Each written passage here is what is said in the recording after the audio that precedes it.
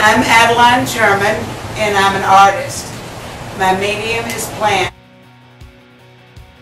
and I make my living as a landscape designer. And I agreed to talk tonight that gardening is where art and nature come together. And this afternoon I'm going to try to demonstrate to you how we can bring that together by creating a tapestry of textures and using some of the most basic principles of landscape design, and that's continuity of structure and contrasting layers. First things that we want to do when we're deciding about container planting is choose plants that have the same demands. In other words, do they want wet feet or dry feet? And do they like 6 hours of sun, or do they need to be highlight or shade? And once you've got all of the things that go together in a container, all the plants that like the same thing, the next thing you want to do is choose the container. When I'm doing a container, I like to use styrofoam peanuts to cover the drain down here at the bottom, because for the most part it's good for the drainage and it's lightweight. Lightweight soil, vermiculite.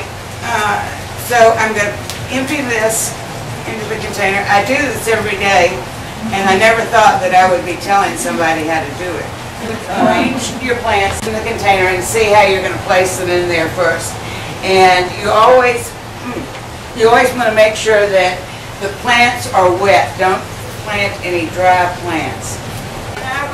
I've always gone on this idea that if you get the shapes and the textures correct, then color doesn't matter. So every plant has a face, and we can see this is the back of the plant. You see, this is what is the face of the plant. What gives you the most plant, or strappy foliage, or some grass, something real light and airy. You want something that cascades over as well, like this ivy. Ivy is very good. It's a harmonious look in that the eye doesn't stop anywhere. It continues to move. You always want something that goes up. Again, you want something that kind of gives you this flat, this umbo-like. And then we have, this is just a contrasting shape. And this is a, this one was easy. Okay, I just sprinkle a little bit on, and most of these holes are, they must be made to allow the right amount to come out. But I'm sure to get it all around even. Being even is important. And I really like cypress mulch because it fades nicely, it gives a nice color, and it also causes everything to pop out. It's light underneath all these plants, and so everything pops out. Gives you a better visual. And the water has to run out, and it has to stay very wet. And then it's always, I always say water every day for a week, or, every other day for 10 days or something like that, because you need to get that root growth so the plant's stabilized.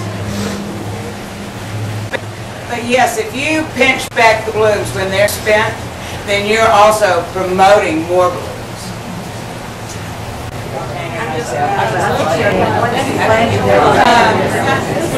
Not really. I'm just sticking my fingers down in there.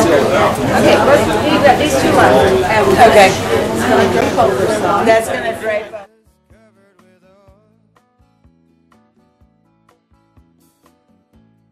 Strumming my six string on my front porch swing.